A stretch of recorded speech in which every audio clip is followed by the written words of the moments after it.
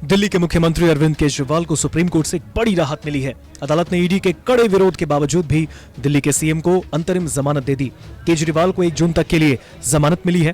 जमानत मंजूर करते समय कोर्ट में बहस भी छिड़ी। जस्टिस संजीव खन्ना और दीपांकर दत्ता की बेंच ने कहा, शराब नीति मामला अगस्त 2022 में दर्ज किया गया था और केजरीवाल को लगभग 1.5 साल बाद मार्च 2024 में गिरफ्तार किया गया।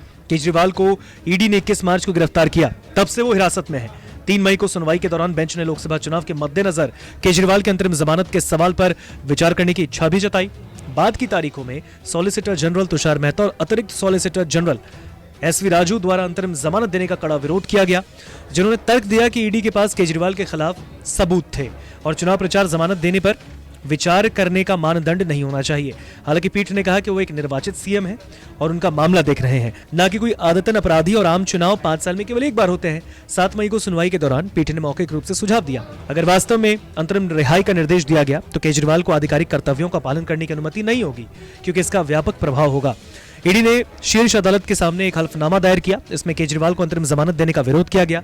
भारत के सॉलिसिटर जनरल तुषार मेहता ने प्रस्तुत किया कि खालिस्तानी गतिविधियों पर राष्ट्रीय सुरक्षा अधिनियम के तहत हिरासत में लिए गए अमृतपाल सिंह ने भी चुनाव लड़ने के लिए जमानत के लिए अदालत का दरवाजा खटखटाया। एसजी ने कहा, चुनाव के आधार पर केजरीवाल को जमानत देने का व्यापक प्रभाव पड़ेगा। न्यायमूर्ति खन्ना ने कहा, वो मामला कुछ अलग है। इस पर एसजी ने कहा, जब कोई व्यक्ति खुद उम्मीदवार नहीं हो तो उसे प्रचार के लिए रिहा करने का कोई मिसाल नहीं। इस पर न्यायमूर्ति खन्ना ने कहा, हम उन्हें 1 जून 2024 तक अंतरिम राहत देने का आदेश पारित कर रहे हैं।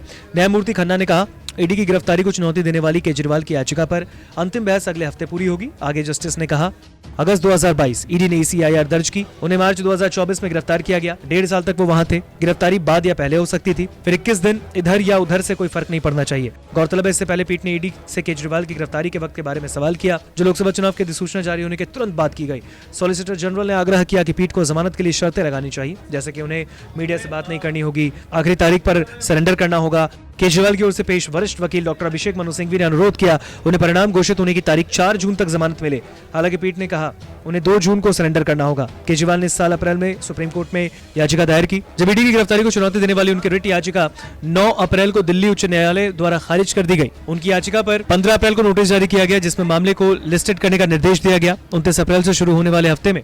इसके बाद जब सुप्रीम कोर्ट की वेबसाइट पर सुनवाई की अगली तारीख 6 मई दिखाई गई, तो सिंघवी ने 24 अप्रैल को न्यायमूर्ति खन्ना की अगुवाई वाली पीठ के सामने मामले का उल्लेख किया। उल्लेख के बाद मामला 29 अप्रैल को लिस्टेड किया गया, जब वरिष्ठ अधिवक्ता अभिषेक मनु सिंघवी ने आम आदमी पार्टी के संरक्षक अरविंद केजरीवाल की ओर से दलीलें पेश की और उनकी गिरफ्तारी की आवश्यकता और समय पर सवाल उठाया। अगले दिन यानी 30 अप्रैल को जब मामले की सुनवाई हुई, तो सिंघवी ने आरोप लगाया कि ईडी ने केजरीवाल के पक्ष वाली सामग्री को रोक रखा है। इस सुनवाई के दौरान अदालत ने एजेंसी की ओर से पेश ASG SV राजू से 5 सवाल पूछे, जिनका जवाब उनसे 3 मई को मांगा गया। 3 मई को जब सिंघवी ने दलीलें पूरी की, तो अतिरिक्त सॉलिसिटर जनरल ने ईडी के लिए दलीलें पेश करना शुरू कर दिया, यह अनुमान लगाते हुए कि सुनवाई जल्दी खत्म नहीं हो सकती। पीठ ने ASG को नोटिस दिया कि वो लोकसभा चुनाव के मद्देनजर केजरीवाल के अंतरिम जमानत के सवाल पर उनकी सुनवाई कर सकती है।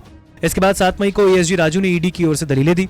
इसे आंशिक रूप से SG मेहता द्वारा पूरक किया गया और सिंघवी के द्वारा प्रतिवाद किया गया। मुख्य रूप से सॉलिसिटर जनरल तुषार मेहता ने तर्क दिया कि राजनेताओं को एक वर्ग से अलग नहीं माना जा सकता। उन्होंने पूछा कि अगर केजरीवाल को चुनाव के लिए अंतरिम जमानत दी जा सकती है, तो जेल में बंद किसानों को फसल कटाई के मौसम में रिहा क्यों नहीं किया जाना चाहिए। वहीं केजरीवाल के अंतरिम जमानत के बाद विपक्ष के कई नेताओं ने इसे राहत वाली खबर बताई।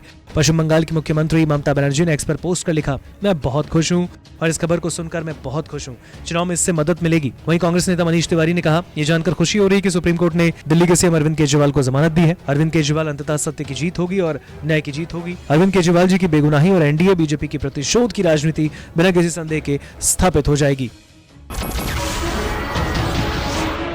नमस्कार, मैं हूं मानक गुप्ता।